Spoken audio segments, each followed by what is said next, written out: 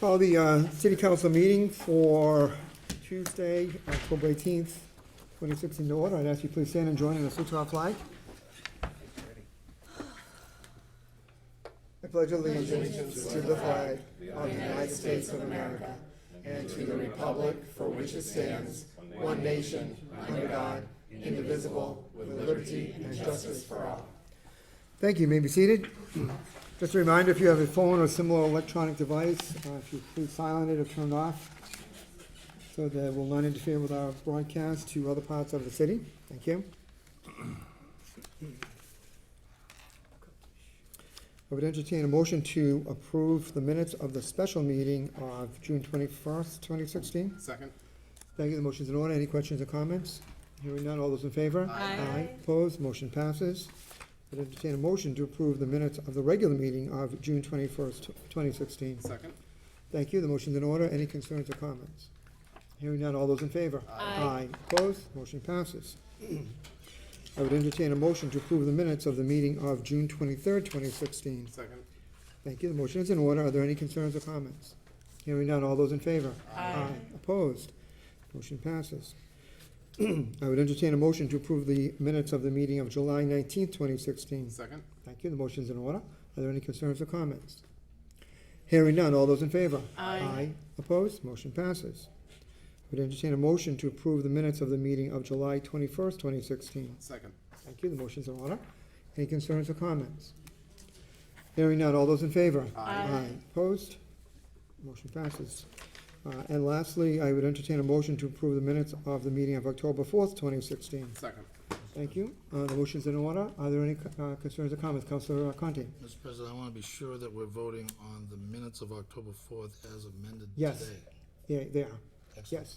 Thank you. That was added. And again, whenever there's any things that need to be corrected, just let Ken know if there's, which often happens, if there's something was omitted and misspelled the name, whatever happens to be. So there were a couple of things and they were added to it. So those are part of it, yes. Okay? Any other concerns or comments?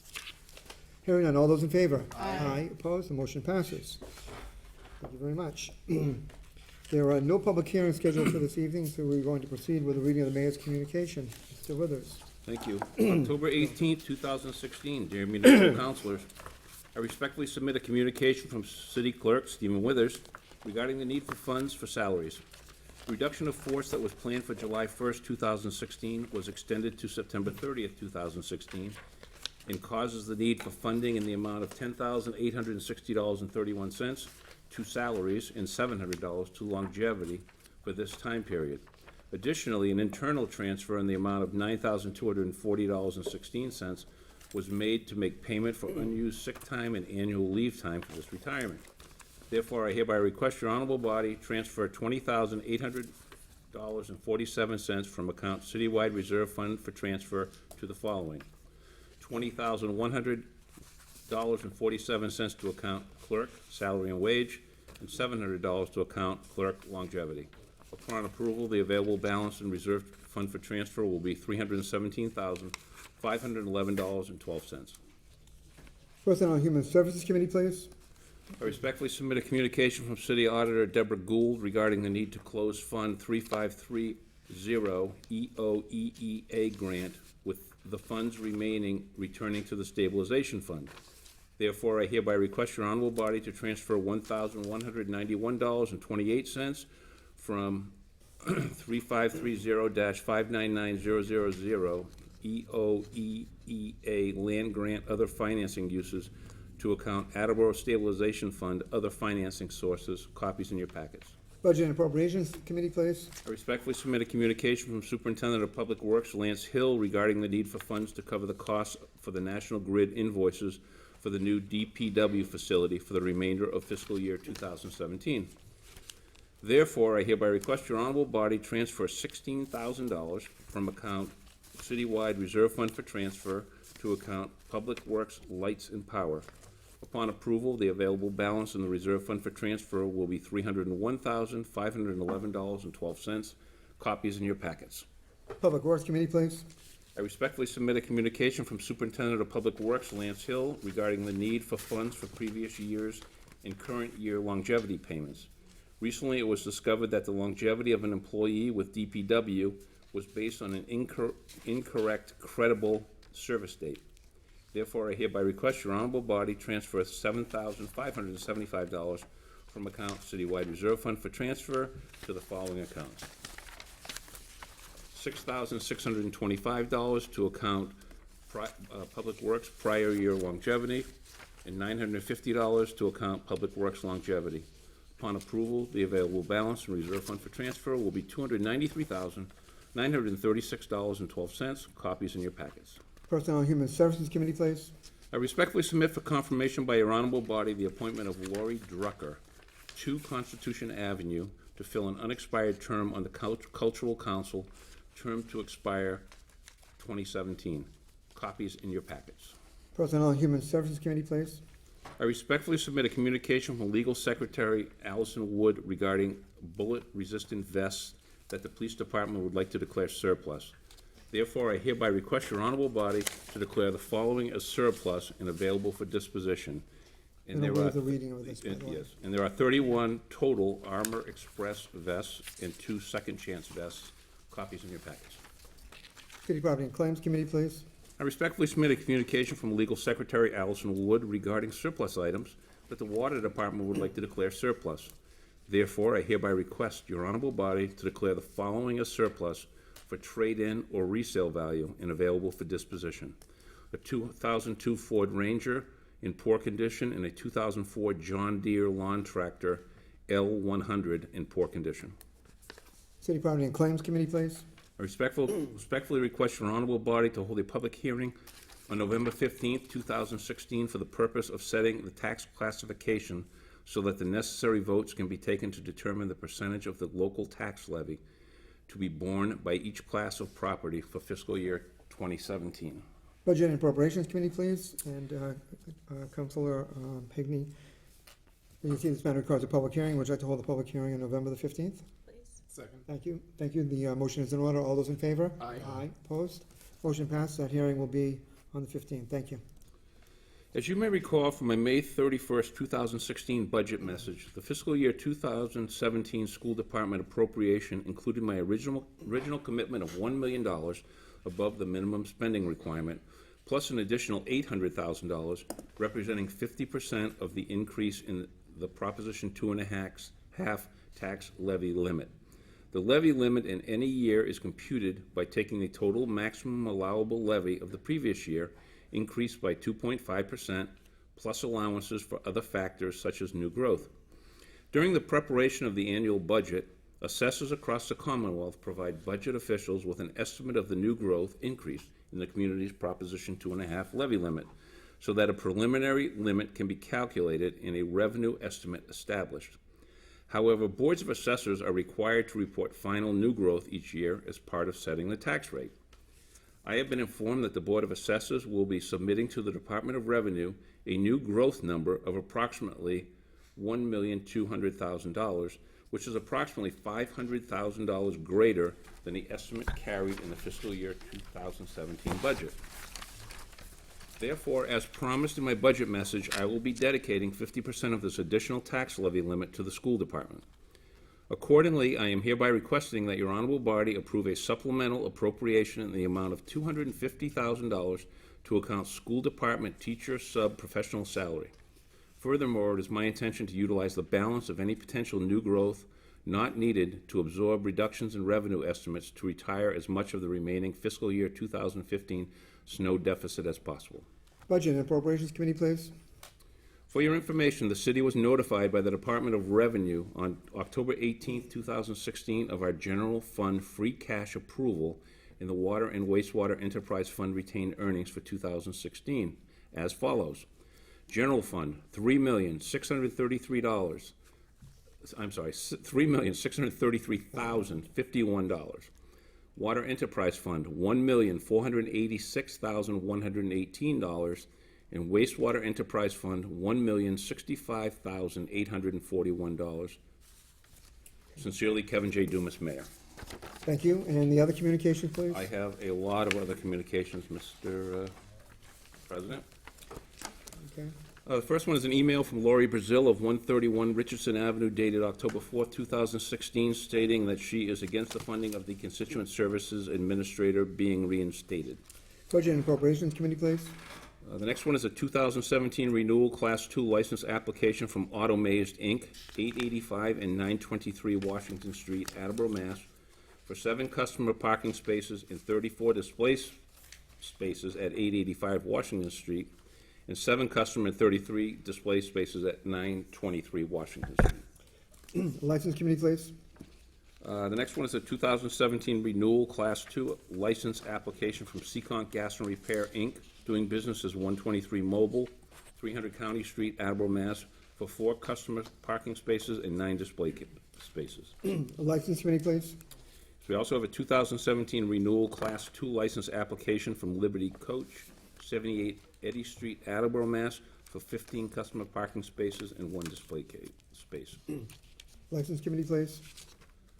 2017 renewal Class 2 license application from North Main Street Auto, a division of K&L Tire and Automotive Company, Inc., 44 North Main Street, Attleboro, Mass., 02703, for 17 customer parking spaces and 1 display space. License Committee, please. The next one is a 2017 renewal Class 2 license application from 100% Auto Wholesalers, LP, 21 Washington Street, Attleboro, Mass., for 10 customer parking spaces and 48 display spaces. License Committee, please. A 2017 renewal Class 2 license application from Joe and Mary, Inc., doing business as Gas Plus, 80 Pleasant Street, Attleboro, Mass., for 10 customer parking spaces and 24 display spaces. License Committee, please. And we have one from a 2017 renewal Class 1 license application from Priority Automotive, LLC, doing business as Cerrone Chevrolet Buick GMC Truck, 103 Washington Street, Attleboro, Mass., for 84 customer parking spaces and 288 display spaces. License Committee, please. We have a 2017 renewal Class 1 license application from Just Trailers, Inc., 1863 County Street, Attleboro, Mass., for 12 customer parking spaces and 7 display spaces. License Committee, please. And a 2017 renewal Class 2 license application from Robert J. Pedro, doing business as B&C Auto Service, 21 South Avenue, Attleboro, Mass., for 5 customer parking spaces and 5 display spaces. License Committee, please. And we have a 2017 renewal Class 2 license application from Jeff Millette Auto Center, Inc., doing business as JMac, 30 Man Street, Attleboro, Mass., for 4 customer parking spaces and 23 display spaces. License Committee, please. We received a letter from Attorney David C. Mnuchin dated October 13th, 2016, regarding the insurance certificate for his client, Priority Automotive, LLC, doing business as Cerrone Chevrolet Buick GMC Trucks Class 1 license renewal application. Attorney Mnuchin states in his letter that the prior insurance certificate indicated that Priority's workers' compensation policy expired on November 8th, 2016, and that the certificate enclosed with his letter confirms the renewal of that policy through November 8th, 2017. License Committee, please. And we have a 2017 renewal Class 2 license application from South Attleboro Auto Sales, Inc., 411 Washington Street, Attleboro, Mass., for 10 customer parking spaces and 30 display spaces. License Committee, please. And we have a 2017 renewal Class 3 license application from Tri-Town Auto Sales, 1850 County Street, Attleboro, Mass., for 4 customer parking spaces and 6 display spaces. License Committee, please. In 2017, renewal Class 2 license application from Pre-Owned Factory, Inc., 957 Washington Street, Attleboro, Mass., for 12 customer parking spaces and 58 display spaces. License Committee, please. And finally, we have a renewal Class 2 license application from Tri-Town Auto Sales, 1850 County Street, Attleboro, Mass., for 4 customer parking spaces and 6 display spaces. License Committee, please. And that is all I have, Mr. Okay. President.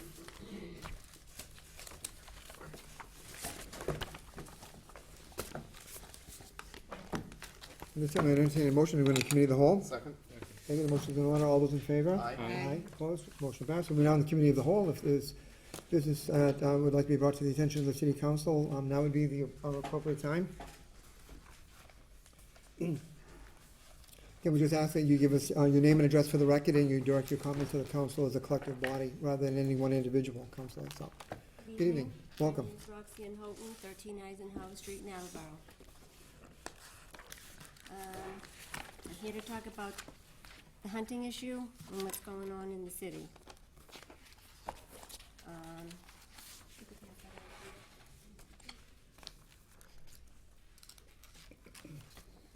here to ask you to help the situation and to finally do something to resolve the issue. It's been going on for years. The paper that I just sent around explains the law on firearms in Attleboro. You can't shoot a gun in Attleboro unless you're on private property, unless you're a police officer. That goes for hunters too. And the people that hunt in the city of Attleboro are everywhere. They're by my house a lot. They hunt on in the wetlands, conservation land, private property, which evidently is legal now. If you have a fence in your yard and one of the sides isn't fenced in, they'll chase an animal into your yard, they'll gut the animal in your yard, and they'll leave it there for your kids to find. It happens every year. They chase animals into the street. They ignore posted signs. They stalk S-T-A-L-K, private property.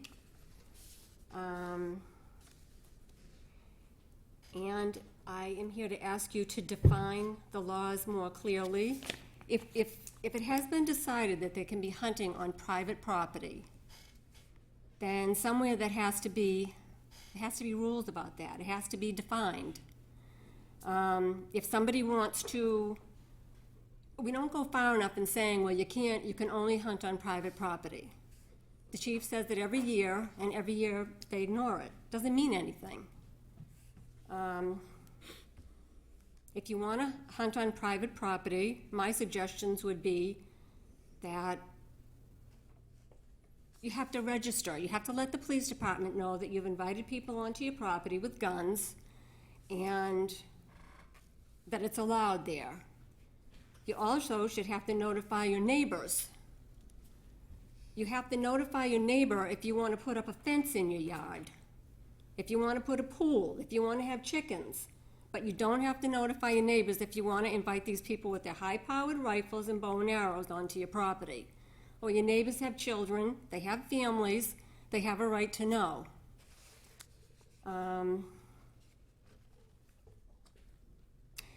I think that you could start with maybe if people are going to hunt in the city in Attleboro, that maybe they should have to get their license from the city clerk in Attleboro, not some bureaucrat up in Boston or wherever they get them, so that the city clerk could hand out the rules in Attleboro.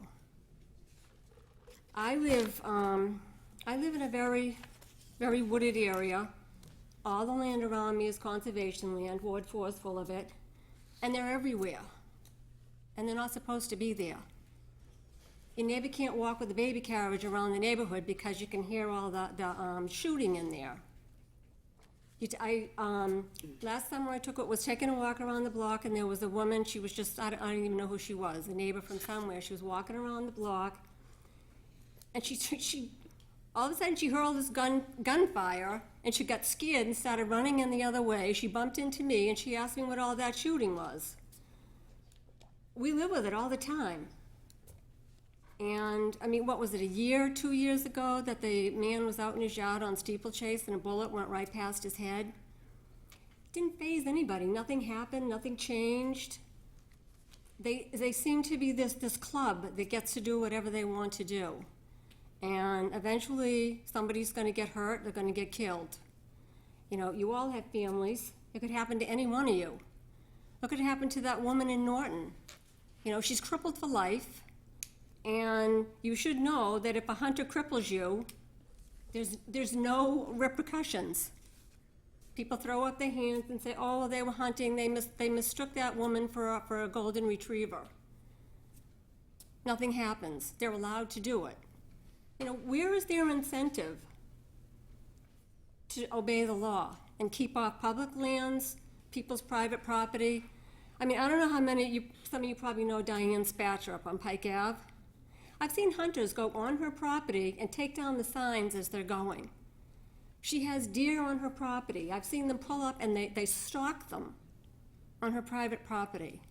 And this is nothing new. I mean, the police have known about this forever, most of the council's known about this forever, but there seems to be some reluctance to actually do something about it. And I'm asking you to do something.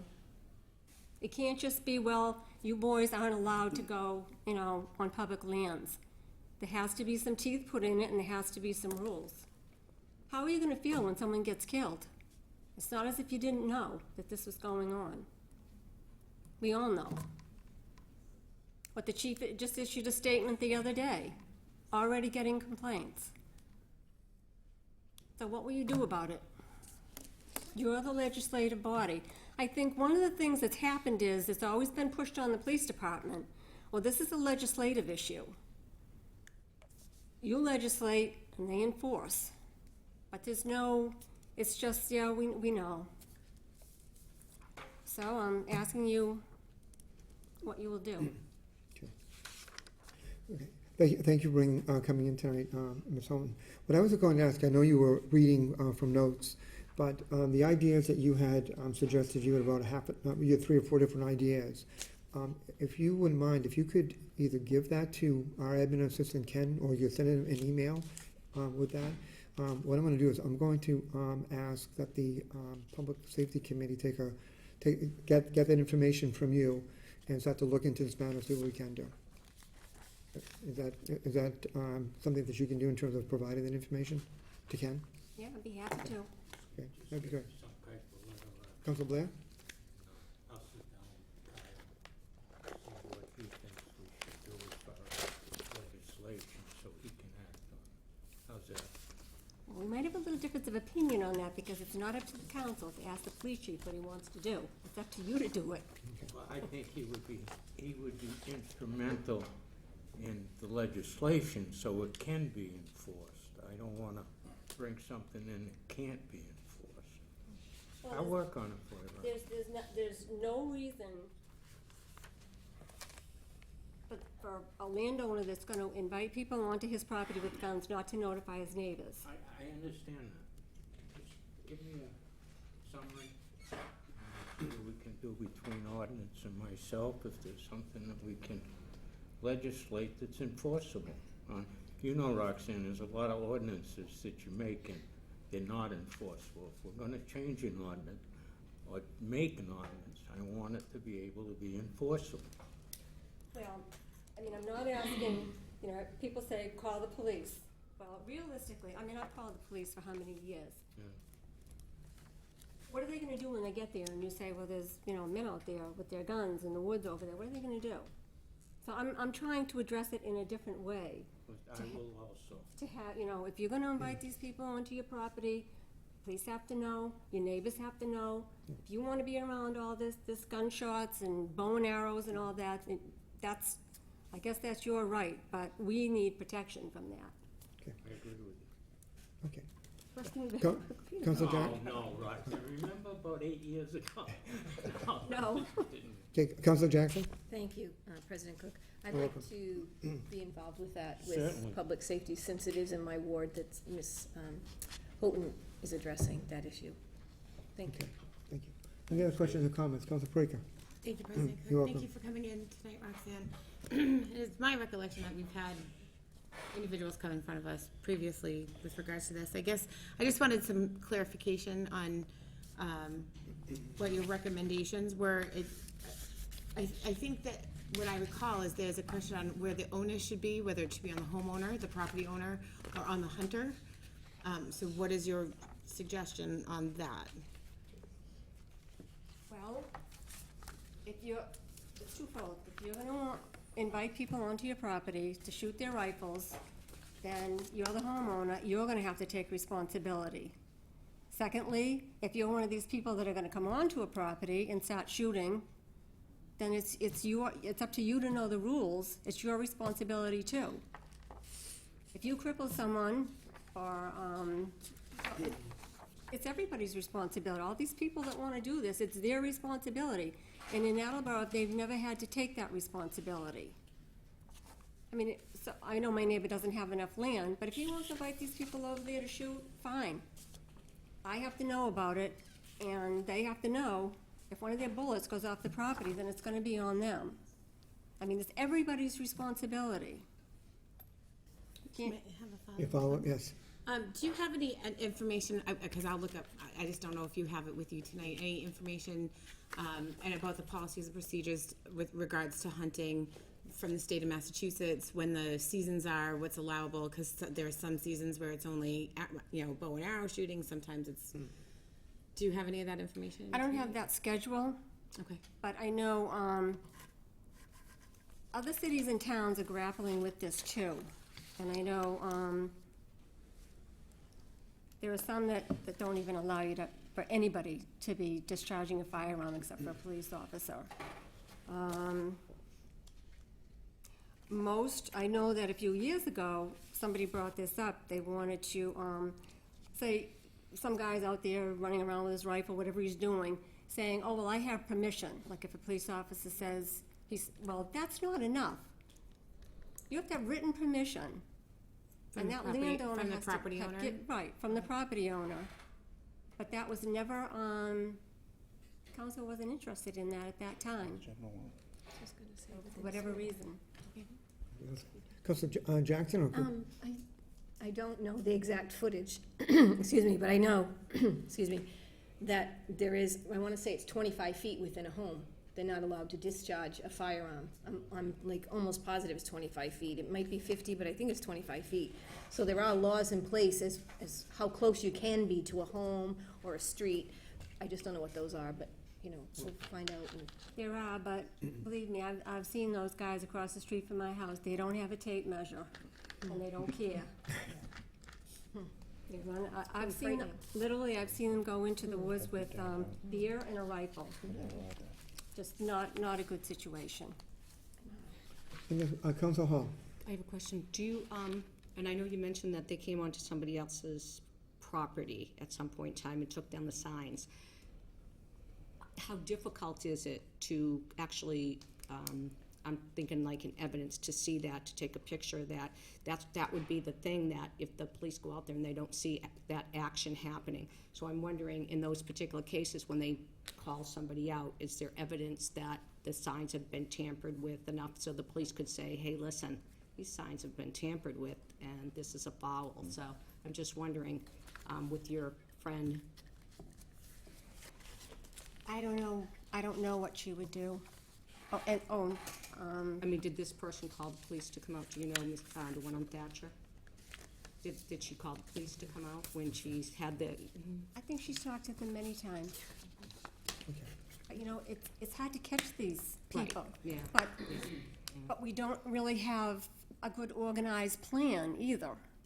No one's ever said, no one's really been firm about if it's gonna be on private property. I mean, all right, speaking of signs, last year we had, Tara Martin, the conservation agent. She put some signs up on Pike Ave. There are always hunters in there, but it's city-owned land, it's publicly, and no one's supposed to be in there. So she put up some signs, and they're metal. And of course, now that hunting season started, all the signs seem to be getting bent in, of course, because that's just how it goes. They go in, they take the signs, if they can't take them, they bend them, rip them, whatever they, want to do. But I really, I'm asking you for help. There's a lot of people who would be appreciative if you would do something about it. Like I said, how are you gonna feel when, it's just a matter of time before someone gets hurt. I see a house going up on Steer Street, a brand new big colonial by, Conservation? that house ought to come with a warning. Don't step out of your house in that location. All you hear up there is gunshots all day long. Even when it was land trust land, I don't think they own it anymore. But, it's just a bad situation, and these areas for these people to be in get smaller every single year. Council Cooper and then Council Reynolds. Council Cooper? Thank you. You're welcome. Thank you, Roxanne, for coming in. You and I met probably 10 or 12 years ago at your house when I was the chairman of the Conservation Commission, and they were at that time hunting across the street, and I remember, Of course. you'll remember that they were at doing that. We did have Miss Haskell and I believe Mr. Spatcher, George Spatcher, came on behalf of himself and his sister to the council several years ago, and those that were here will remember Miss Haskell brought the roll of signs that she buys annually, which was about this big, that she hangs all over her property, and it was pretty clear that she had, I believe at that time, had only granted one individual I remember it being one individual permission to hunt on her property. And she described some pretty gruesome findings in the morning when she would go out, and her own animals being injured. So, we went the route of trying to enforce Mass General law, and maybe we have to think about this a little differently in terms of Roxanne's suggestions. So thank you for coming. I appreciate it. Thank you. Councilor Reynolds? I basically was just gonna follow that. I mean, that's the same thing I was gonna say. I remember Attorney Spatcher coming in for his sister and speaking about that. And honestly, they have a lot of signs, but people take them down. She doesn't give permission. She does call the police very frequently that they're on her property. And by the time they get there, they're not there. They realize something's going on or whatever. So I don't know what the solution is. It's certainly not an easy one, and I think the state is grappling with it. Lots of different places are. So I guess the only thing we can do is try to look, as Mark says, at it at a different way than what we've normally done, because it's not working. Right. And I know we said 25 feet, or as Jackie said, 25 feet, but quite frankly, a bullet goes miles. If someone shoots it and it misses its mark, it can go a mile to 2 miles, that Depending bullet, on the show. depending on, what they shot. Right, exactly. Any other questions?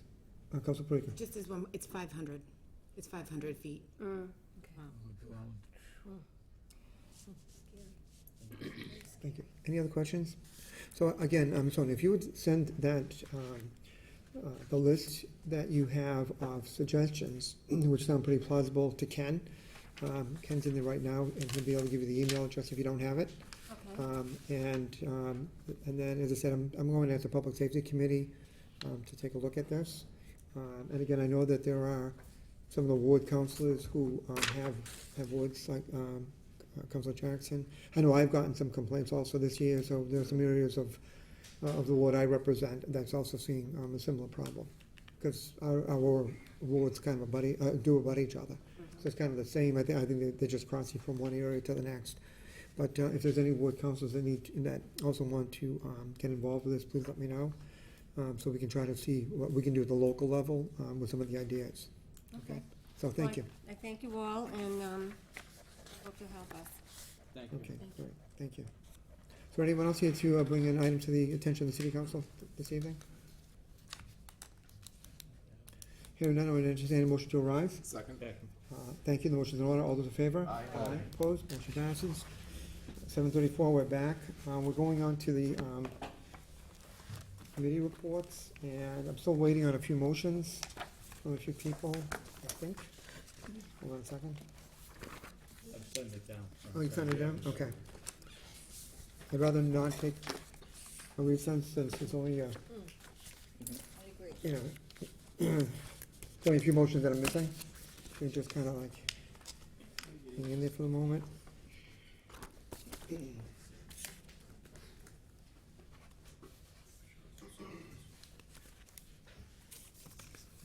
I can't get it, huh?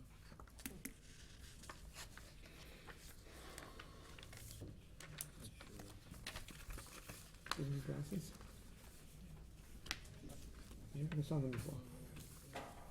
We're getting lots You of read them again, compliments huh? on those tonight. She got me a great one, that Let's see which motions are missing here.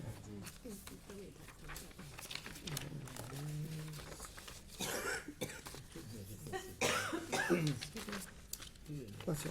Oh, Thank you. right. Are these yours and Tina's? Okay. All right, hold on. Let's see.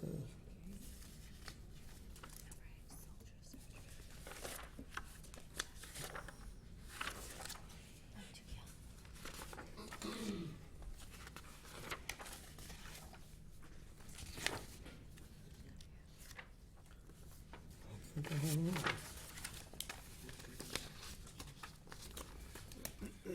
Okay. Okay, we'll go on to the committee reports, and, excuse me. I'm fighting some allergies here, so my voice keeps cutting out, my apologies. And we'll begin with Councilor Delicio. Thank you, President Cook. Tonight I have no business for ordinances, elections, legislative matters. I'd like to call for meeting next week, appropriate time. Thank you. Councilor Hall. Yes, I do have business tonight for zoning and land use. From the docket of October 18, 2016, I move to approve the mayor's request to transfer custody and control of the land shown on Lot 1 on Assessor's Map 219 from the Conservation Commission to the mayor for the purpose of making the land available for sale. Second. Thank you. The motion is in order. Are there any comments, please? Any comments? Nope. Okay. Anybody have any concerns or comments on this matter? Okay. This matter requires a two-thirds vote for passage. And the roll call vote will begin with Councilor Delicio. Mr. Delicio. Yes. Ms. Hall. Yes. Mr. Conti. Yes. Mrs. Parika. Yes. Vice President Denley. Yes. Ms. Heagney. Yes. Ms. Reynolds. Yes. Mr. Cooper. Yes. Ms. Jackson. Yes. Mr. Blair. Yes. President Cook. Yes. 11 yeas, 0 nays. The motion passes. Okay, and now I have the second part of this, which is I move to approve the mayor's request to approve the, looks like a redundancy there.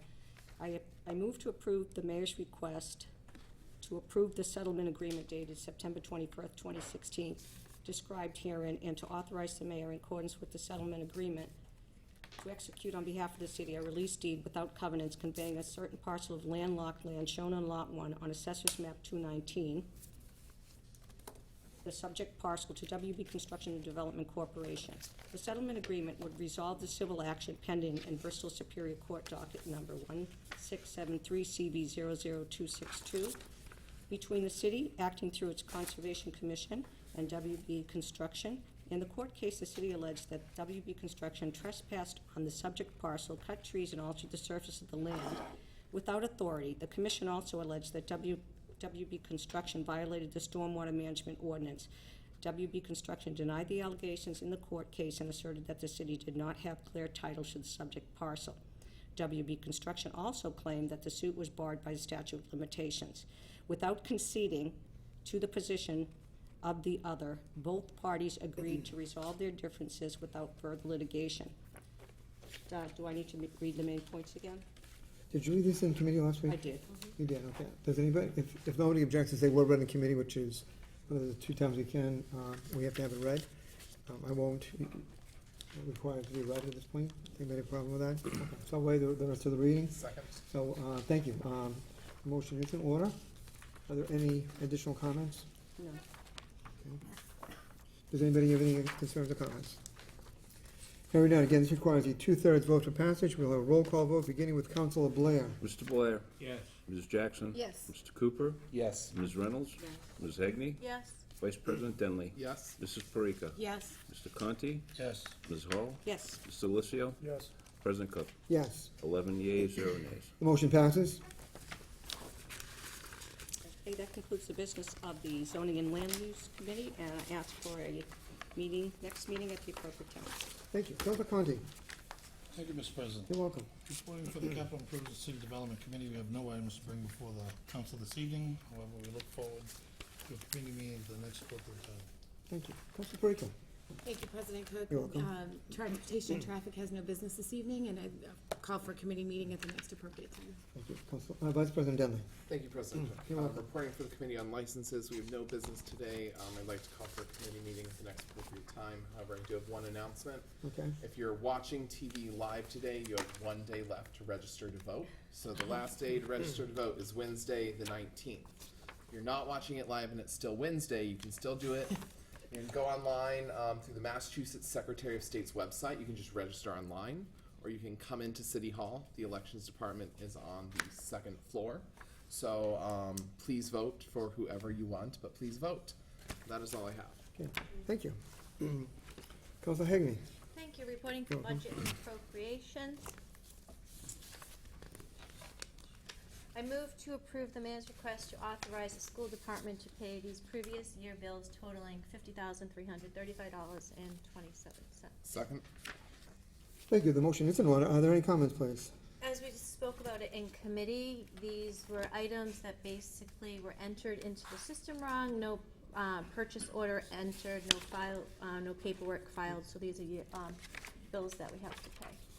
Okay, thank you. Are there any other questions or comments on this? Okay. Hearing none, again, this requires a 2/3 roll call vote because it is a previous year bill. We'll have a roll call vote beginning with Councilor Delicio. Mr. Delissio. Yes. Ms. Hall. Yes. Mr. Conti. Yes. Mrs. Parika. Yes. Vice President Denley. Yes. Ms. Heagney. Yes. Ms. Reynolds. Yes. Mr. Cooper. Yes. Ms. Jackson. Yes. Mr. Blair. Yes.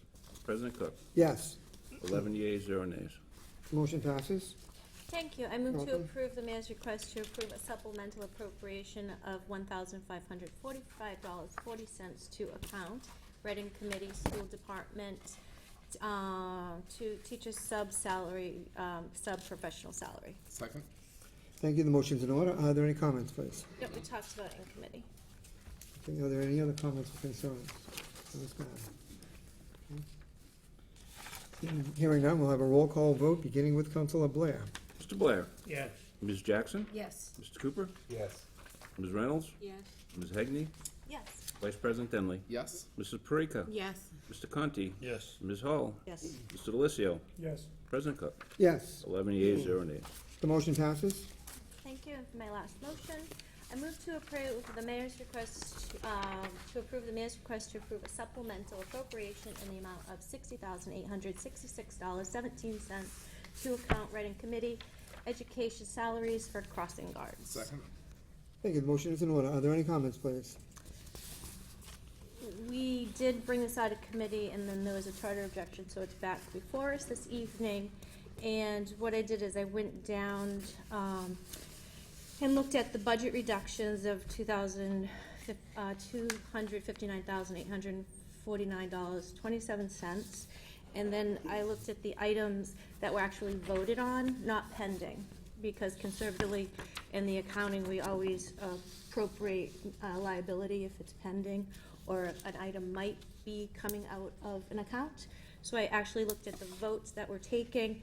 We had, on July 19th, citywide overtime, $1,500, 7/19 citywide cell phone, $22,000, 7/19 citywide professional services, $50,483.22, 8/16 library tuition and books, $199.60, 8/16 police building cell doors repairs, $21,730, 8/16 police maintenance of vehicles, $25,000, voted 8/18, 8/16 DPW, trench repairs, $40,345, 8/16 DPW professional service, $7,520, 8/18 election salary, $8,879.42.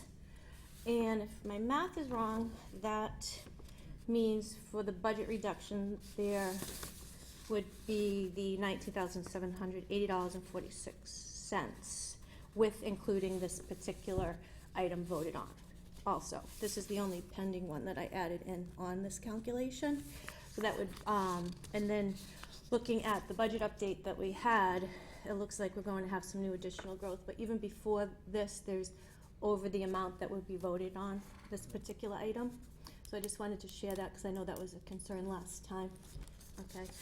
So I did add this in, whether it passes or not, that would be up to the council, but I did put that in case, so you could see what the balance after, if this passes, would be the $19,780.46. And that is, I just wanted to make sure that Councilor Reynolds and everyone else had that information. Okay? Thank you. Are there any other concerns or comments? Councilor Parika. Thank you very much.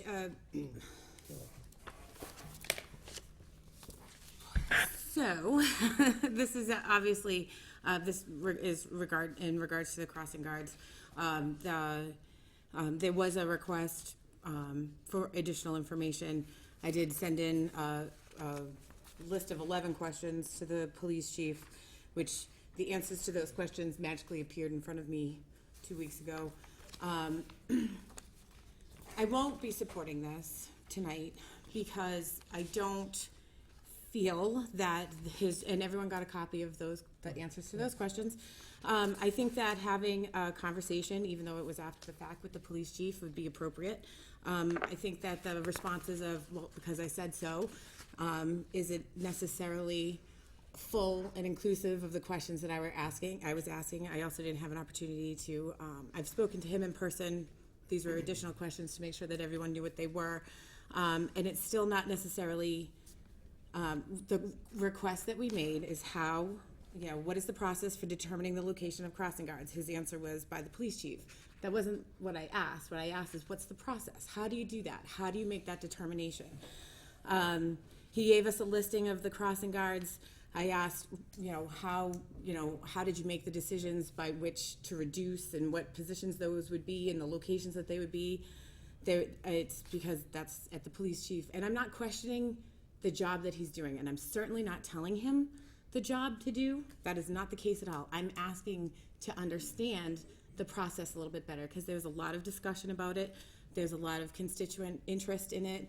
They want to understand the process as well, because if they have the request to have another crossing guard at another location, they would be able to understand what that process was. So I understand that we're moving forward with this tonight. I still have questions that need to be answered because some of his answers were not thorough, and I would like to know those things. So I unfortunately will not be supporting this tonight. I love crossing guards. I think they're lovely.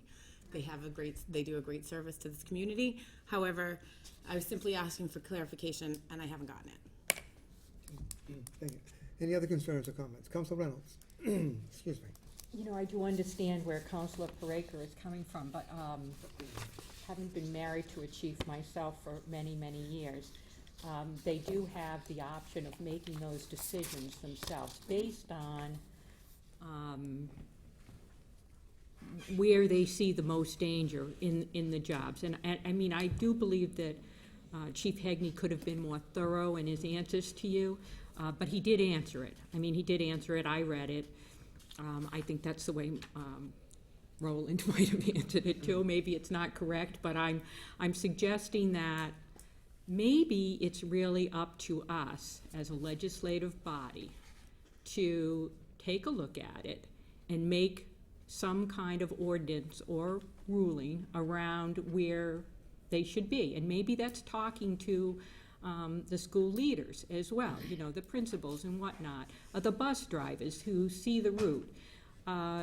There's no reason we can't get more involved in that and make the decision to make those things happen in a way that's beneficial to everyone.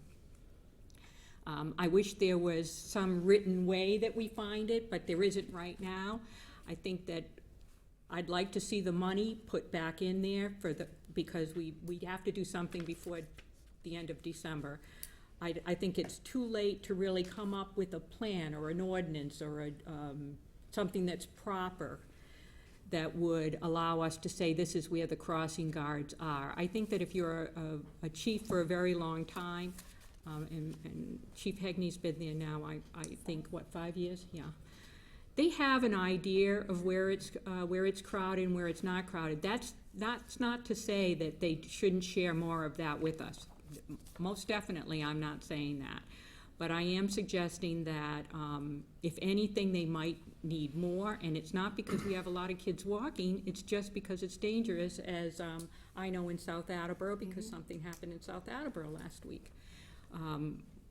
With a youngster that got hit as she rode her bike across from one end of an open road to another. So I'm going to vote for it because I think the money needs to go back in there at this point, so it's there for the crossing guards. But I vehemently suggest that we do something that makes it very clear where we want the crossing guards and how we get to that number after this. That's what I suggest. Thank you. Thank you. Any other concerns or comments? Councilor Delissio. Thank you. You're welcome. Very well put, Council Reynolds. And I share a lot of the same concerns that Councilor Parika has. We talked about this in June as a way of getting the conversation started. This conversation started. We have time between now and next budget cycle to really look at this. And I agree. I think Mr. Conti brought up some points last week of some of the programs he's looking at across the country. I think we do have time to put something in place and, you know, really be specific and granular with what it is we're looking for, because I don't know that that's been done. What I do know is that overwhelmingly, I've heard from parents everywhere I go, everywhere, about the importance of this one appropriation. There's a lot about this that I'm not happy about. I don't know why we went to layoffs right from the get-go. That's bothersome to me. We all know about, you know, the article that was in the paper. Bothersome. We need to get past that at this point, and we need to make sure that we have the crossing guards in place so we can start that conversation, continue to move it forward, and put something out here that does make sense. So, Counselor, I would be willing to look into that with you. Thank you. Any other concerns or comments? Okay, we'll have a roll call vote. The vote will begin with Counselor Delicio. Mr. Delissio. Yes. Ms. Hall. Yes. Mr. Conti. No. Mrs. Parika. No. Vice President Denley. Yes. Ms. Heagney. Yes. Ms. Reynolds. Yes. Mr. Cooper. No. Ms. Jackson. Yes. Mr. Blair. Yes. President Cook. Yes. 8 yeas, 3 nays. Motion passes. Thank you. That is all the business I have for budget and appropriations, and call for committee meeting at the next appropriate time. Thank you. Counselor Reynolds. For city property and claims, I have two motions. First, from the docket of October 18th, 2016. I move to approve the mayor's request to declare the following Attleboro public school items as surplus for trade-in or resale value and available for disposition. And one's a 2003 Kia Sedona, and the second one is a 2000 Ford Econoline. Second. I read these. Right, with the numbers. They're unserviceable.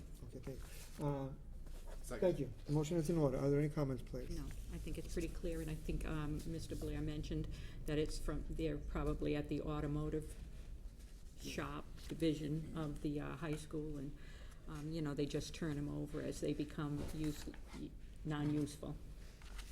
Okay. Thank you. Counselor Blair, I saw your hand up. Hey, just a point of, I don't say point of order, but point of clarification. We had 2 charter objections that evening, correct? Correct. Isn't it by statute that we have to bring that out on the floor within 2 weeks? No, all the, section 2-9 of the charter says whenever there's a charter objection, Yeah, it's up to for 7 days. excuse me? It's up to for 7 days. 7 days. Doesn't say there is no limit on it.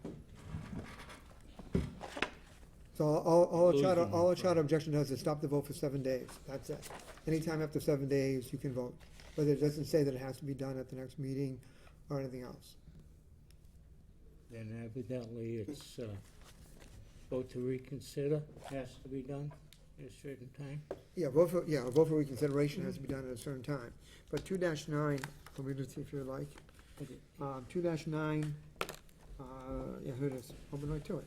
2-9 of the city charter, section C, all it says is that on the first occasion, that the question of adoption of any measure, except an emergency measure as defined in section 2-9B, is put to the municipal council. If a single member objects to the taking of the vote, which happened last time, the vote shall be postponed for not less than 7 days. There's no time requirement. Reconsideration is a different item altogether. There is no time on it There is no time whatsoever. on it, yeah. Okay. Did you have any comments on, all right, so that deals with the point of order. Do you have any questions or anything to add on Ms. Okay. Reynolds' item? I was just expecting to come out today, Frank. I've been here for 17 years and I've never seen Okay, one held more than 2 weeks. I was under the impression it was 2 weeks. it can't be held longer. Okay. Hold on just a second. All right, so at the moment, the motion on the floor is from Ms. Reynolds' committee, and it's relative to the 2 automobiles. Are there any comments, or one's a van? Are there any comments relative to these items? Okay, thank you. Hearing none, we'll have a roll call vote beginning with Councilor Blair. Mr. Blair. Yes. Ms. Jackson. Yes. Mr. Cooper. Yes. Ms. Reynolds. Yes. Ms. Heagney. Yes. Vice President Denley. Yes. Mrs. Parika. Yes. Mr. Conti. Yes. Ms. Hall. Yes. Mr. Delissio? Yes. President Cook? Yes, 11 yeas, 0 nays. the motion passes. From the docket of October 18th, 2016, I move to declare the following Attleboro Public Library items as surplus and available for disposition. 3 sets of 2-sided shelving units. They're in good condition. Thank you, the motion is in order. Are there any comments, please? No, I think we Very said you could straightforward. find them if you're looking for them at. Publicsurplus.com. Any other concerns or comments? No, sir. President, we'll have a roll call vote, beginning with Councilor Delissio. Delissio. Mr. Delissio? Yes. Ms. Hall? Yes. Mr. Conti? Yes. Mrs. Parika? Yes. Vice President Denley? Yes. Ms. Heagney? Yes? Ms. Reynolds? Yes. Mr. Cooper? Yes. Ms. Jackson? Yes. Mr. Blair? Yes. President Cook? Yes, 11 yeas, 0 nays. the motion passes. Anything else, Ms. Reynolds? That's the only business I have today for city property and claims, but I would like to call a committee meeting at the next appropriate time. Thank you. Councilor Cooper? Thank you, Mr. President. welcome. Before I begin with Personnel and Human Services, I would like some clarification, so I'll call a point of order so you can Okay, recognize that, and then we can proceed. okay. Can you direct me, or point me in the direction of how to discharge an item from, how this council would discharge an item from a committee, please? Yes. Thank you. I'll forward it to you, all right. Do you have your rules of procedure book? I do. Okay. It is in section, hold on a second.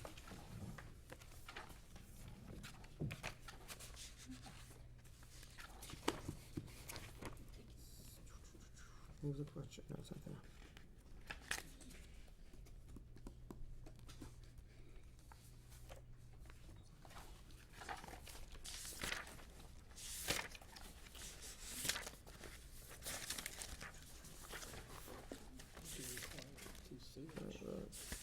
Um,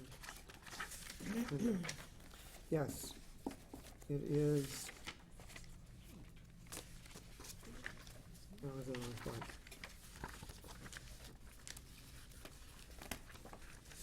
It- That's what it's done. I You found can it. find it? What I found section? it. So it's on page 16, I'll go page off. which is section 3, L, 6-3.1L. L.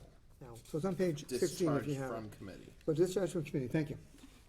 This is what it says, Council Cooper, and for those watching at home or in attendance. Any council member during any convened meeting of the council may make a motion to remove a measure from a standing or special committee.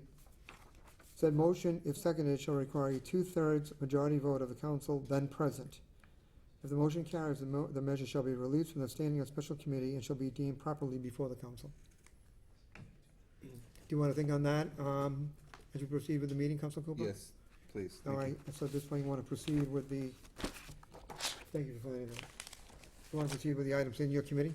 Yes, thank Okay, you. hold Reporting on to just a Personnel and second. Human, Hold on just 1 second, okay? I just want to make a note of my.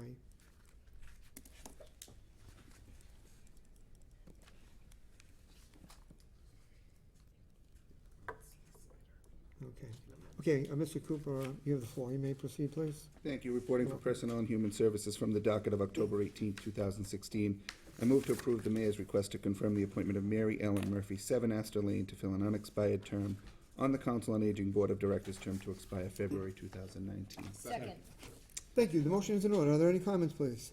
Thank you. Yes, only to thank Councilor Blair for leading the committee meeting last week and bringing Ms. Murphy before the council to discuss her interest in serving the city on the Council on Aging. Okay, yes, very good. Thank you. Councilor Blair. Thanks isn't necessary, Mr. Cooper. She's a lovely lady, and I think she's gonna be a real asset to that board of directors. And I was very much impressed with her interview, as you might call it. Thank you. Okay, any other concerns or comments? Hearing none, this matter requires a voice vote. All those in favor? Aye. Opposed? The motion passes. Thank you. From the docket of October 18th, 2016, I move to approve the mayor's request to transfer $31,314.56 from account Citywide Reserve Fund for transfer to account Park and Forestry earned time payment to make a payment for unused sick time and annual leave time upon the retirement of the Superintendent, Park and Forestry, Aurelio Almeida, effective December 31st, 2016. Second. Thank you. The motion is in order. Are there any comments, please? Yes, sir, there are, entertain a friendly amendment. It seems that there was some numbers transposition here, and it's $31,341.56. I'll submit as a friendly amendment. Second. Yeah, thank you. If you look at the communication that came from the Park and Forestry Department, it had the right figure in it. The middle numbers were transposed. When it came down to us, when Councilor Cooper was on here last week, I checked to see which was correct in your absence, and I had informed Mr. Cooper prior to that, well, a couple days ago. Yeah. That the right number was actually the one he just read. Yeah. 341. And thank you for that clarification, Mr. President. And, Welcome. That concludes my comments. Thank you. Thank you. Are there any other concerns or comments on this matter? Councilor Baker? I just had during our budget committee meeting, the update with Mr. Lacasse, when he came down, I have no problem approving this. I'll say that first and foremost.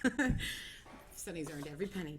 I thought it was interesting that this is coming from the reserve fund for transfer, when I guess they initially felt that it would come out of the free cash when that was certified. Was there any discussion about that at all? Okay. Yeah, last week, for those of you who weren't here on Wednesday, this usually came up when Mr. Lacasse was here on Wednesday night, and he clarified what how they had handled it and why they had done it at that particular time and why they had done it, so.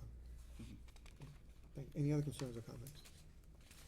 Hearing none, we'll have a roll call vote, beginning with Councilor Blair. Mr. Blair? Yes. Ms. Jackson? Yes. Mr. Cooper? Yes. Ms. Reynolds? Yes. Ms. Heagney? Yes.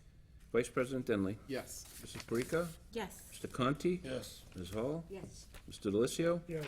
President Cook? Yes. 11 yeas, 0 nays. The motion passes. Thank you. That concludes the business for Personnel and Human Services this evening, but would call for a committee meeting next week at the appropriate time. Thank you. Councilor Jackson? Thank you, Mr. President. You're welcome. Reporting for Public Works, I have no business to discuss this evening. However, I will have plenty next week. So I'd like to call for a committee meeting next week at the appropriate time. Okay, thank you. Councilor Blair? Thank you, Mr. President. You're welcome. Reporting for Public Safety and Emergency Management, I have two motions this evening. From the docket of October 18th, 2016, I move to approve the mayor's request to transfer $10,000 from account 1124100-578300, Citywide Reserve Fund for transfer to the following: $5,000 to account 1220100-521020, Fire, Lights and Power, and $5,000 to account 1220100-548020, Fire, Tires and Batteries. Second. Thank you. The motion is in order. Are there any comments, please? We discussed this, or I explained it last week during a committee meeting. This was to replenish funds that we used to bring the necessary equipment and medical exams for new firefighters coming on.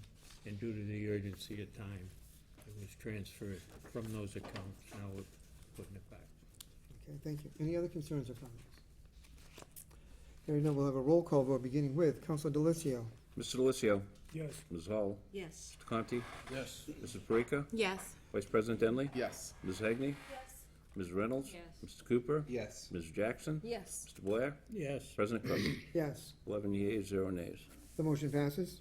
thank you. You're welcome. From the docket of October 18th, 2016, I move to approve the mayor's request to transfer $14,619.86 from account 1124100-578300, Citywide Reserve Fund for transfer to account 1222000-584053, Fire Communication System for the installation of a new UHF transmitter and one vehicle repeater. Second. Thank you. The motion is in order. Are there any comments, please? This was also discussed in committee. It's a temporary upgrade till we can afford to do a complete upgrade, fire and police, just to get them in line. Thank you. Are there any other concerns or comments? Hearing none, we'll have a roll call vote on this matter, beginning with Councilor Blair. Mr. Blair, Yes. Ms. Jackson, Yes. Mr. Cooper, Yes. Ms. Reynolds, Yes. Ms. Heagney, Yes. Vice President Denley, Yes. Mrs. Parika, Yes. Mr. Conti, Yes. Ms. Hall, Yes. Mr. Delicio, Yes. President Cook, Yes. 11 yeas, 0 nays. The motion passes.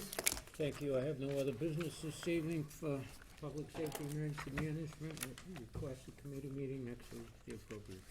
Okay, thank you. There is no old business, but I recognize Vice President Denley for the new business. Yes, thank you.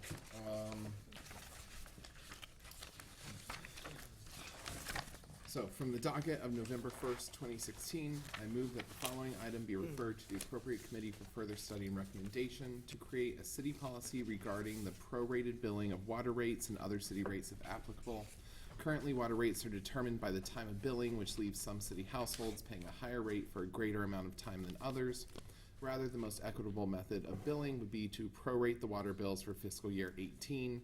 When setting next year's water rate, suggested language would include, quote, "The new water rates established hereunder to be effective July 1st, 2017, shall be prorated with respect to any billing period which includes months prior to July 1st, 2017.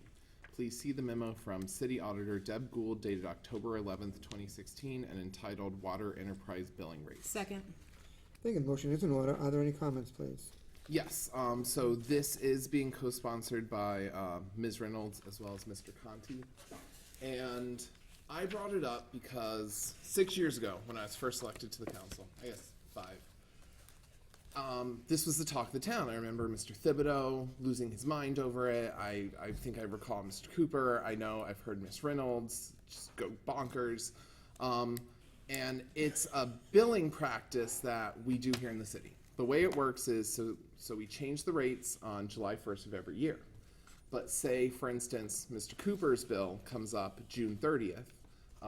He pays the lower rate from before July 1st. But say Ms. Reynolds' bill comes up July 15th, even though she's billed for 3 months, so she used 2.5 months of her water at the lower rate, all 3 months of her bill are billed at the higher rate. And it's a way for the city to make more money. You know, they nickel and dime you. And I understand we are a revenue generating city, we need money. But it's not equitable and it's not fair because your neighbor might end up paying 2.5 months at a higher rate than you, and it's just by happenstance. It's by like when your billing cycle happens to be. So I was talking to Ms. Gould many times, and I was able to get her to write a memo for us, which I think everyone has received. And it turns out that this council in this city has used prorated billing before. And she gave me an exact, that's how I found the language. It was from 1994. The exact water rate was set with the proration billing in it. Now, there are some things that need to be understood and taken into consideration. This isn't like all unicorns and rainbows. The first thing is that if we were to start prorating, we would generate slightly less revenue. Something around 2 to 3% less. And that is because, under my scenario, Ms. Reynolds would be charged 2.5 months of her bill at the previous rate and only 15 days at the higher rate. There are more things to take into account. I know that I've heard counselors say, well, why don't we go to a monthly billing system? That's not something that's possible. I mean, it's possible. It's not something that's cost effective. And the other thing is, well, the only way to truly charge like exactly the water you used is if on the day the new water rate is set, everyone's water meter is red. And that's another impossibility. So the most feasible thing that would make it a fairer, more kind of equitable way to bill is, in Ms. Reynolds' case, if she gets billed July 15th, you take 15 days at the higher rate, and you take 75 days at the lower rate, and you would just use it as a fraction, and you'd give her, I don't know, 1/12 of her rate at the higher rate and 11/12 of her rate at the lower rate. To compensate for a 1 to 2% revenue reduction, there would need to be a one-time slight rate increase. And I think that would be very fair, because we're talking about 1 to 2%, we're not talking about lots of money. And what that would do is it would make it so that Ms. Reynolds doesn't pay more than Mr. Cooper, so that all the citizens of the city of Attleboro, on the same day when the water rate changes, their bill is changed at that time for that water. That seems fairest to me. So I hope I get some support from the council. I hope lots of us, maybe if we didn't know about it, we can look into it. Maybe if you've been screaming about it for 12 years, I would love your support. But it seems like something that's overdue and that needs to be done. And with Deb's memo, it is something that can be done. And it's something that can be done just by us. The mayor could veto it, but other than that, we're the ones who actually set the water rate, and we're the ones who set the methodology of billing the water rate.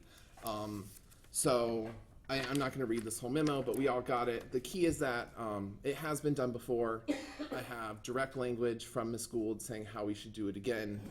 And the last thing is, because it is a change that would affect revenue, she recommended that I introduce this as early as possible. So I'm not wanting to do this year. It's impossible to do this year because that date has already passed. I'm looking for 9 months from now. When we're looking at next year's budget, we've all thought about this, and we all maybe would hopefully consider switching to a prorated billing system out of fairness for our fellow citizens. And that is all I have to say. Okay, thank you. Any other concerns or comments? Councilor Reynolds, I'm thank just you. gonna quick say that did happen like almost 6 years ago when I was on the council the first time. And it happens to more people than you really know, because I think the city is divided into 6 sections, the way they get billed. And so anybody that gets their bill, let's say on April, May, and June. So they get billed for April, May, and June. But they get their bill July 1st, let's say, or July 3rd. They get charged the new rate, yet they got the water in the fiscal year before. And then it goes on to other sections, because just as Jeremy said, some people get billed, they'll have 2 months, like, May and June and July. Well, okay, July can go because, that's in the new fiscal year, but those other 2 months should be prorated at a proper rate. I mean, I think over the years we've been doing this. I don't know what it would amount to, but I'm sure after 8 years it's fairly significant, and maybe we should take a look at that too, and just know what that would be. But in fact, because I don't think we should raise rates at that time for that little amount that you were suggesting, because we've already taken money from these people. That adds up to a substantial amount. That's my feeling, that we brought this up 6 years ago, and I think it's long overdue. Thank you. Any other concerns or comments? Councilor Carney? So I'm in a melding of the two of them, because I see it as the end of a subsidiary, subsidizing. And in some cases, the people did not mind subsidizing the water rate, and in some cases, they did. And in some cases, some of the people who were subsidizing the water rate were on fixed incomes. So, the fact that it was unknown to me that we had flipped in our annual decision to set the water rate between prorating and not prorating, that was a surprise to me. And I think it's better for the council to be consistent.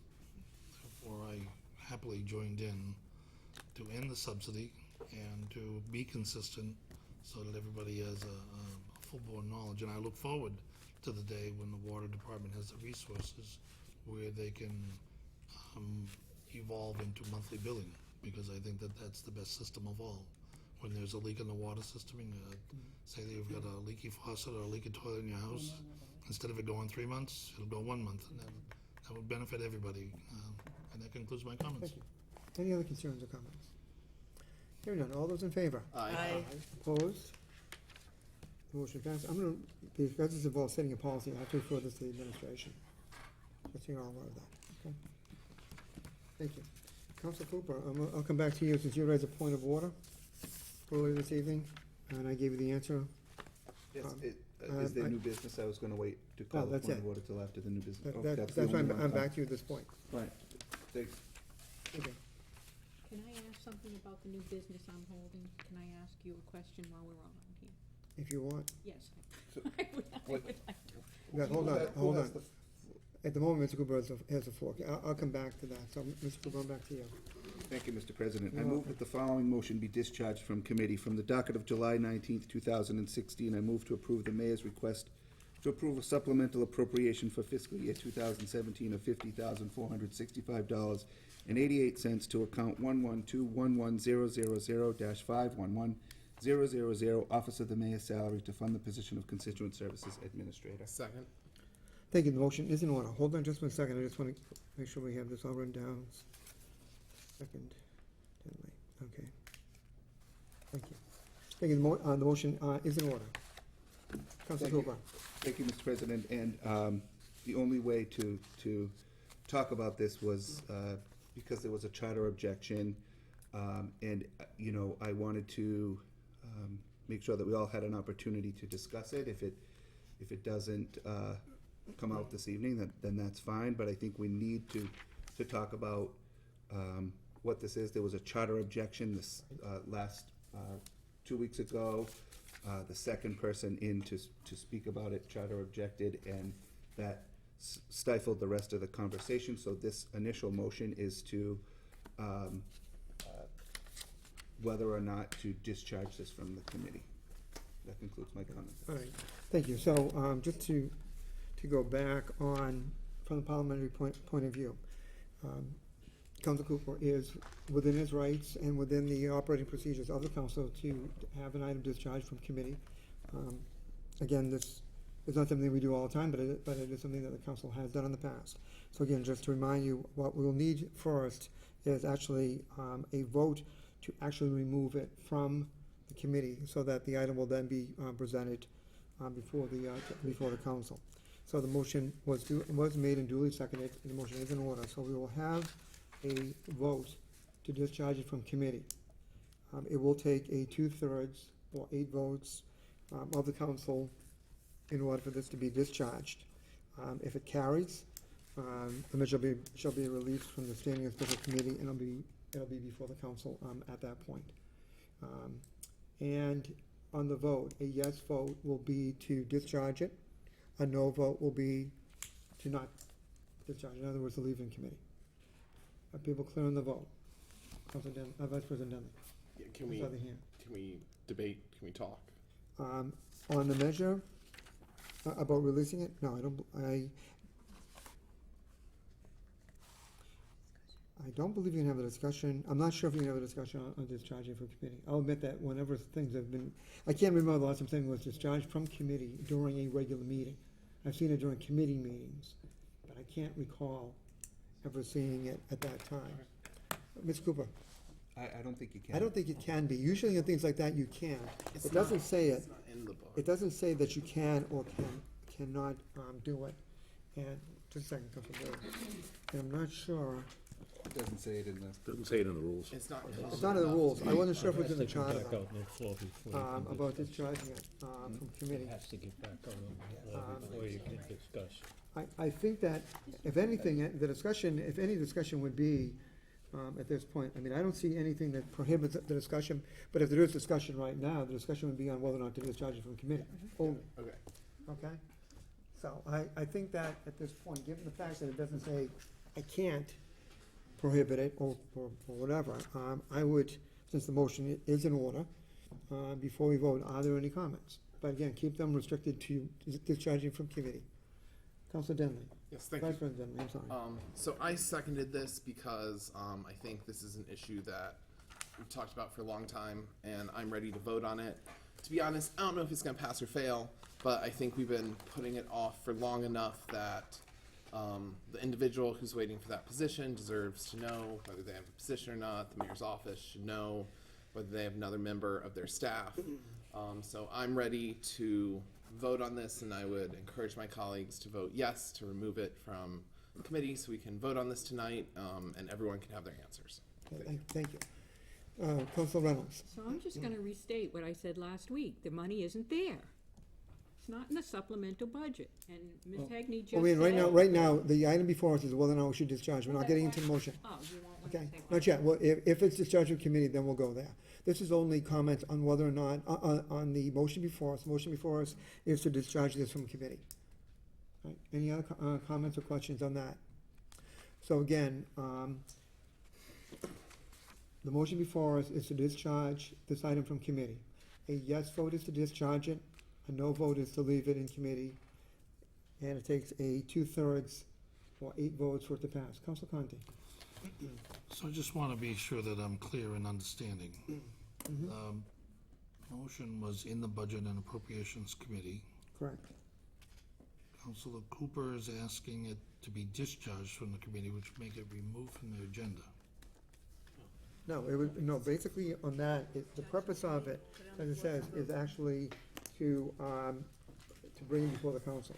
So if the motion carries, the motion shall be released and So shall be it's deemed before forcing the it- council. Forcing it out of the committee onto the council floor. Yes, yes. Okay. Exactly. So basically, what it means is that it would just bring it for a vote this evening. Okay? Are you clear now? Thank you. Any other questions on it? Everybody clear on what they're voting on? So yes vote is to discharge, a no vote is to leave it in committee. Okay? Any other questions? Hearing none, we are going to have a roll call vote, and the vote will begin with Councilor Delicio. Mr. Delicio, Yes, we gotta move on. Excuse me. Ms. Hall, Yes. Mr. Conti, No. Mrs. Parika, Yes. Vice President Denley, Yes. Ms. Heagney, No. Ms. Reynolds, No. Mr. Cooper, Yes. Ms. Jackson, Yes. Mr. Blair, No. President Cook. Yes. 7 yeas, 4 nays. The motion fails. Okay, hold on. Fails. 7-4. Okay, it needed a 2/3 vote for passage, still remains in committee. Okay? Okay, so, let's see. Just gonna make note of that. Okay. All right, let's see. Where are we here at this point? Councilor Reynolds. Councilor Reynolds, you had a question? Mr. Blair had a question for you. No, is that Anything? All right, I just wanna, hold on. You, The motion to discharge failed. All right, so it stays in committee. Okay. Councilor Reynolds, you had a I just question? wanted to, I had new business tonight, and I had quite a bit of it coming in, and again, it revolves around this lack of funding that's in the supplemental, appropriation, budget, if you will. And, you know, I've been told that this has to come in a different way or whatever, so I'll work on it in the next 2 weeks. But my problem with all of this is that originally, I believe that the people that did say that they wanted to cut some of the items, it was clear, I believe it was clear that we wanted those monies to go to the school. And for the people that cut, not the people that didn't cut, but many times the people that cut. That was my thought. We never did it, but nonetheless, even if we didn't do it, there's a lot of things coming out of the supplemental budget that we didn't cut. So why are we giving those monies to other departments and not back to the original department if that's what's happening? So I don't know President Cook, but could these items be referred to the administration? No, as I mentioned. Instead of to a right. committee just like this, could these be Well, referred? yeah, what I mentioned, I spoken, You mentioned right, I spoken to Council Reynolds prior to the meeting, and Mm-hmm. she's actually going to be bringing in a new business item in 2 weeks, and we talked about some of the wording of exactly that, and referring these back to the administration just for clarification. But they would- As was pointed out last night, it was mentioned last week when we had Mr. LaCasson during the budget update, and it was mentioned last night during the informational meeting that we had on the tax recap process, that items that are from supplemental appropriation have to be cleared up at the time that we're setting the tax rate. In other words, before we actually vote on that, on all those matters, that'll be done. The vote will be coming up sometime in November. We can run a deficit till that time, but we just have to clear the time we do the tax recap. So some of those items of that nature as a recommendation back in. Okay? So with that said, I'm gonna bring it back out a little differently, but bring it out nonetheless, Right. because I think that money should be returned back to the And supplement. as I said, I will work with you on the wording for that, so. I did want to mention that next week's meeting, by the way, which is committee meetings, and the following week, the chambers are going to be used for the early voting. As you know, the state of Massachusetts had declared that there was going to be early voting. There's a number of states that are doing this for the presidential election. They were not going to open up a polling place in every ward. So I've been involved in some discussions for a few months now on this matter. The council chambers is going to be the location of where the early voting will be occurring. Okay? And it's going to be held. Is there an issue? Okay. The early voting will be held here during regular business hours, 8:30 to 4:30. Okay? Monday through Friday, starting Monday the 24th. On Saturday, the morning, the 29th, and I believe these were already in, correct me if I'm wrong, George, I think they already were put in the Sun Chronicle, I don't know if you wrote the article. On Saturday morning, the 29th, the Halloween weekend, they'll be voting here in the morning. The following week, which is Halloween week, on that week, it's up until I think noontime on that Friday, but the Wednesday night, they'll be voting in here also. Now, on the 1st of November, we have a very healthy agenda for that night. We have 3 public hearings, which are probably going to run long from the information that I'm getting at this point. I'm trying to narrow it down in terms of how much time. The Election Commission is going to be breaking down this room that day on November 1st so that we can have our public hearings and our meeting that night. However, for next week, I don't think anybody has any guests that are coming. It appears at this point that the council meeting, and if so, I have to get this posted by the end of this week. It looks like at this point, the council meeting is going to be in the annex next Tuesday instead of out here. Now, that shouldn't be much of an issue because, there are things in committee that we're dealing with, but there aren't presentations that are scheduled. I don't believe there are any guests coming in at the moment. So the meeting would be in that area there. There's not, at that point, by having it there, that means the Election Commission has to break it down and then reset up the next morning. For the public hearing, that's a different story, because there are some very big topics on that particular item. So stay posted. I just want to let you know, it may very well be in there. I did speak with Mary Ann during today about this matter. At the moment, it appears that we're probably going to have the committee meeting in there. But the regular meeting on the 1st, we will be here. And there's other boards that are also being likely affected by this. I just want to let you all know. Stay tuned, and I'll make sure that we get the memo out, and we'll get it posted, so we'll be in compliance with the law. Any questions on that? Okay. Councilor Briggs, I know you have your hand up. That's all right. Okay, thank you. All right, so that is it for the business before the council for this evening. I would entertain a motion to adjourn. Second. Thank you. The motion's in order. All those in favor? Aye. All right, opposed? Aye. Motion passes. We're adjourned at 8:28. Thank you very much for your work.